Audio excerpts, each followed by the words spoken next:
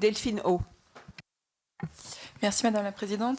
Monsieur le Commissaire, en 2013, lorsque vous étiez ministre de l'Économie, vous avez signé avec l'ambassadeur américain en France, Charles Rifkin, l'accord dit FATCA d'une loi américaine, Foreign Account Tax Compliance Act. Cet accord a permis des avancées importantes en matière d'échange automatique de données bancaires entre la France et les États-Unis pour combattre l'évasion fiscale, sujet dont nous avons beaucoup parlé. Cet accord ouvre aussi et toutefois des compétences extraterritoriales pour le fisc américain. Les États-Unis se sont en effet dotés d'un arsenal juridique de lutte contre l'évasion fiscale, contre la corruption, contre le blanchiment d'argent, contre le financement du terrorisme, qui est certes louable sur le papier, mais dont les effets extraterritoriaux portent directement ou peuvent porter directement atteinte aux intérêts des entreprises françaises et européennes. Je donnerai pour cela deux exemples qui sont connus de tous. L'amende record de 9 milliards de dollars acquittée par la BNP en 2014 pour avoir violé l'embargo financier américain sur le Soudan et l'Iran, et l'amende de 800 millions de dollars versée par Alstom, négociée avec le département de justice américain pour des faits de corruption à l'étranger.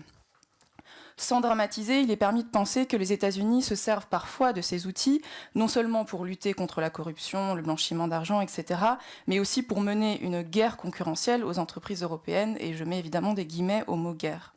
Il s'agit donc d'un sujet de souveraineté économique de la France et de l'Union européenne face aux États-Unis.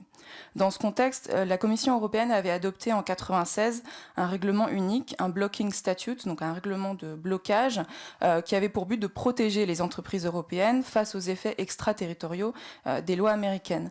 Mais à ma connaissance, ce blocking statute est resté lettre morte et aujourd'hui les entreprises européennes ne s'en saisissent pas pour se protéger contre ces effets extraterritoriaux. Donc la question de la réactualisation de ce règlement et des moyens pour nos entreprises de se protéger se pose aujourd'hui de façon urgente. Il m'a été porté à ma connaissance que le sujet avait été retiré par la présidence estonienne de l'ordre du jour d'une réunion de travail au mois dernier, en décembre. Je souhaitais savoir si c'est un sujet dont la Commission va se saisir, compte se saisir.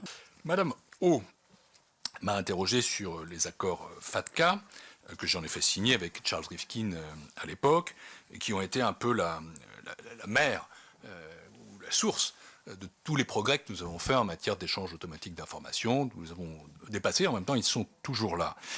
Ça marquait une volonté accrue de transparence pour lutter contre la fraude, et ça allait vers l'échange automatique d'informations. L'objectif étant d'améliorer le respect des obligations fiscales à l'échelle internationale, et encore une fois, ça a fait beaucoup de petits.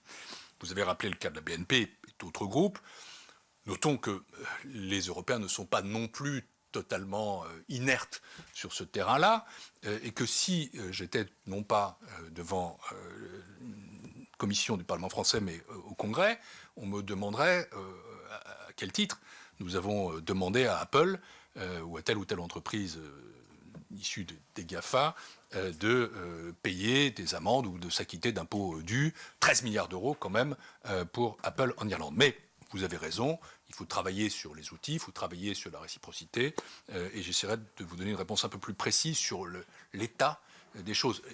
La présidence estonienne, vous m'en informez, l'aurait retiré d'un ordre du jour, ce qui prouve d'ailleurs que s'il y a quand même une règle qu'il faut toujours connaître, c'est que la Commission propose, ce sont les États qui disposent. Mais je regarderai ça de près et je reviendrai vers vous avec une réponse précise sur ce point également précis.